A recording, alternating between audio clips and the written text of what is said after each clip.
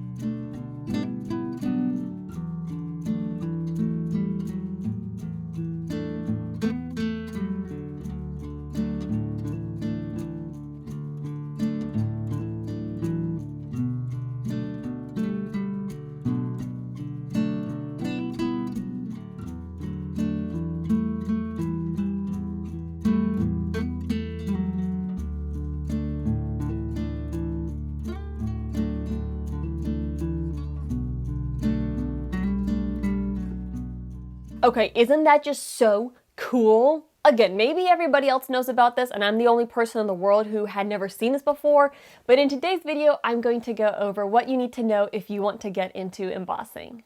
The first thing I want to go over is materials, and I'm going to talk through what the bare minimum materials you need are, the materials I bought, and then extra things that can be helpful. Getting into embossing is not necessarily an expensive hobby, but it certainly is one of those ones where it can get expensive if you go out and buy all the things. I would say that price-wise, it has a low to mid barrier to entry, meaning it's not terribly expensive to get into it, but you will need to spend a little bit of money up front. Let's look at the cheapest option to get into embossing, and this is the absolute bare minimum of what you need to get started. You will need embossing powder, embossing pens, and their ink basically allows the powder to stick to it. And then you will need a heat source. Really, the best thing is a heat gun. What I've got here is a heat gun from my dad's workshop barn, but they make crafting heat guns that are smaller, more affordable, would work great. I've seen them on Amazon ranging anywhere from 10 to 30 bucks, and there's a chance you've already got a heat gun on hand and won't need to invest in one. Now you might be thinking a hairdryer is a good option. I've tested a hairdryer, I got very poor results with it. You will of course also need paper to emboss, but I'm going on the assumption you have paper already on hand at home. Now what I want to show you is what I ended up buying to get started, which was an ink pad, some stamps, 2 embossing powders, little note cards, and the embossing pens. What you see here, this ran me about 25 bucks, and then I did get 3 additional embossing powders, which brings my total to $35. Now, my purchases were based on the knowledge of things that I already owned. So here are some extra things I've used with embossing that have both made the process easier and allowed me to do more things. Extra items and items I already had on hand in no particular order. First up is this little desktop vacuum. I actually cashed in on my tokens at the arcade to be able to buy this last night. That worked out really convenient for me. Note cards, I already had some on hand. A little spoon, which I use to scoop out the embossing powder and find it makes it easier to control. Small, soft paint brushes to clean up your design before you melt it. You don't need this to do embossing, but it can be very helpful. Stamps, which I had a bunch of these on hand. Check it out, a Mike Wazowski stamp. Coolest thing ever. And yeah, my sisters and I did not take very good care of them apparently. But this gives me more options with embossing.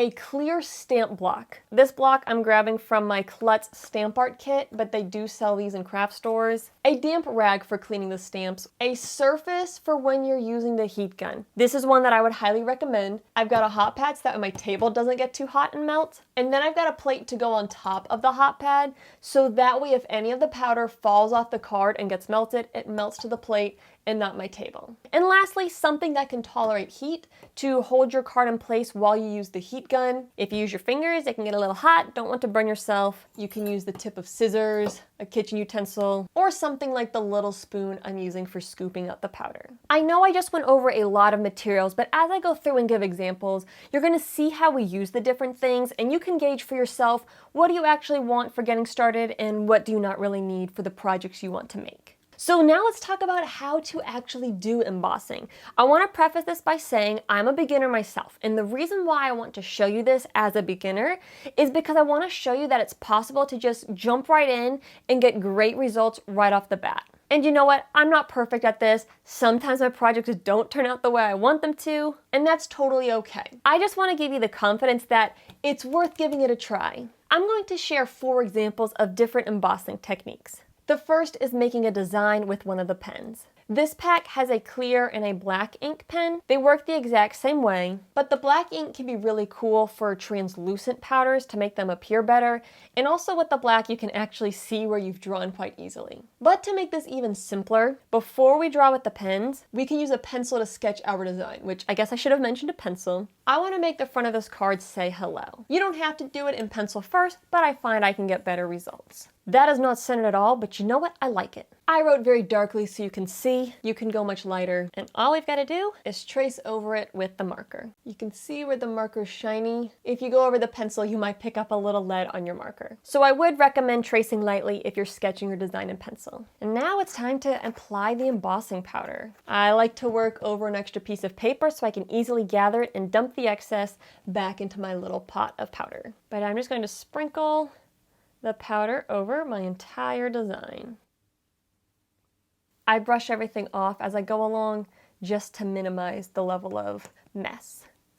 I like to shake the powder around just a little bit to make sure I get it all over the pattern, but then we can just tap off the extra. Now I have a couple spots of blemish where I bumped the pattern. This is why I like having the paintbrush, because I can go in and tidy up those areas. The better job you do at applying your ink, the less necessary this step is, but I find this a great way to deal with any mistakes and get a better, cleaner look overall. We'll set this to the side, dump my extra powder back into the container, tidy up with my glitter vacuum. I find cleaning as I go helps a lot. And now I'm ready for the heat gun. I like to kick it to the hottest setting to melt it quickly and evenly. And now it's time to melt it and watch the magic. Please be careful at this step. Do not burn yourself. You can hold the card down with a finger, or I'm gonna just hold the little spoon on it. The heat gun doesn't create a big gust of wind, but it can blow things around just a little bit.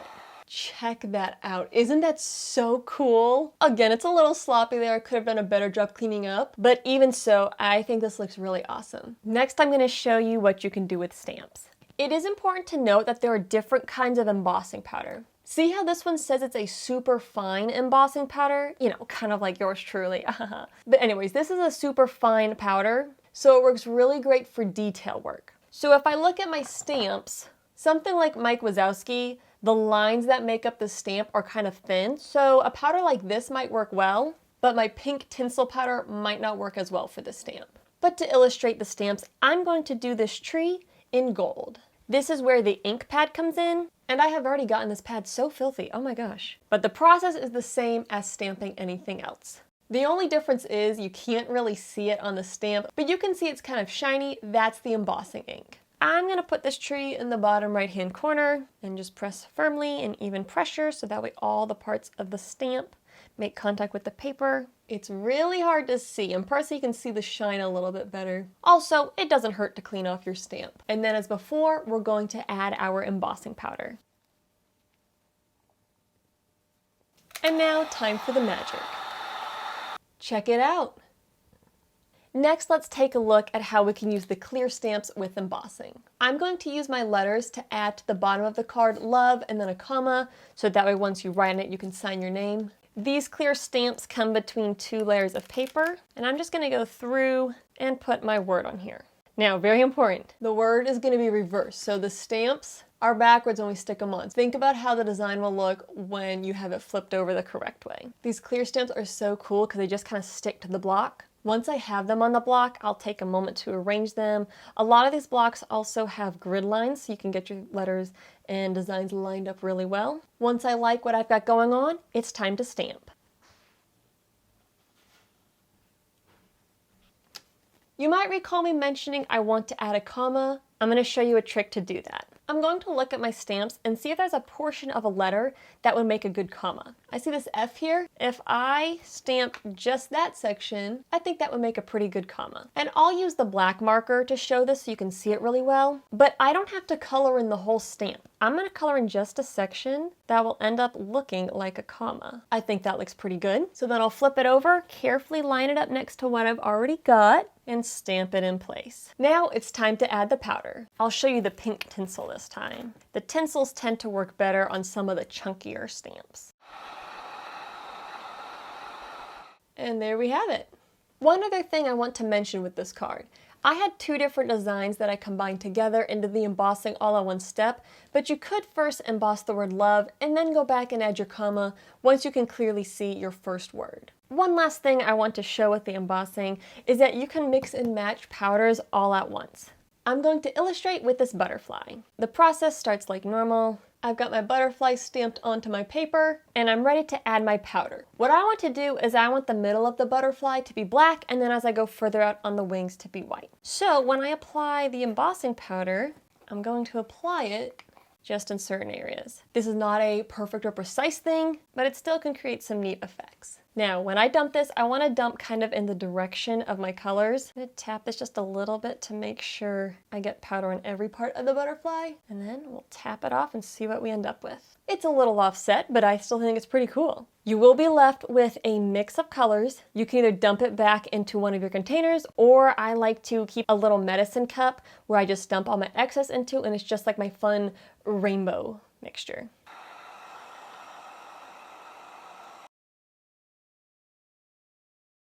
All right, let's wrap this video up with some of my final thoughts on this hobby. First of all, this is one where you definitely need to be careful about how expensive it can get. As I showed earlier in the video, you can get in for relatively cheap, but it is so easy to keep buying all the things, and over time that's gonna add up. If you've got the resources and money to go crazy and load up on embossing supplies, power to you.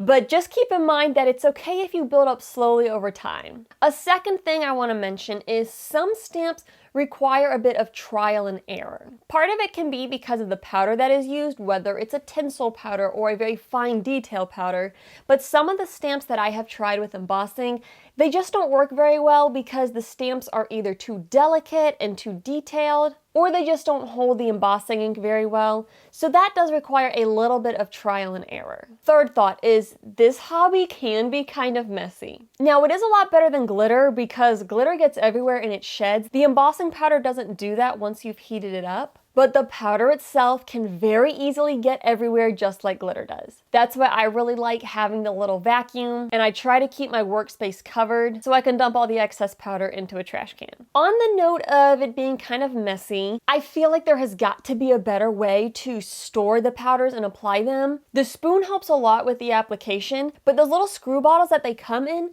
so much of the powder can get caught in the threads on the outside, so then every time you open it up, it dumps and it just gets gunked up. Also, I find that the containers leak if they fall over. Maybe it's just the brand I bought, but any other embossing powders I've seen come in similar packaging. So I try to store them upright. I keep them in a zip bag, but they can get a little messy. A thought on that I haven't tried yet is I might try storing it in empty medicine bottles. I feel like the threads on that might be less likely to constantly catch the powder.